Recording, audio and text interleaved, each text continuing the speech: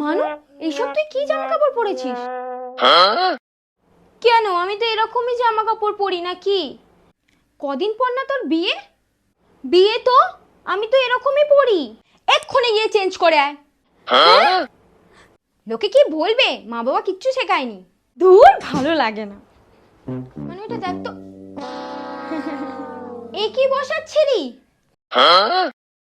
আমি তো এরম করেই বসি। তোকে বলেছি না ঠিক করে বস, দুদিন পর তোর বিয়ে। এরম করে কি বসছিস? লোকে কি বলবে? ধুর, ভালো লাগে না। হ্যাঁ, আর কি বল। সারাদিন এমন ভাবে বসে থাক। কেন, কি হলো? কিচ্ছু কাজ করতে হবে না, দুদিন পর শ্বশুর বাড়ি যাবি। লোকে কি বলবে? মা বাবা কিচ্ছু শেখায়নি। আমি বিয়েই করবো না।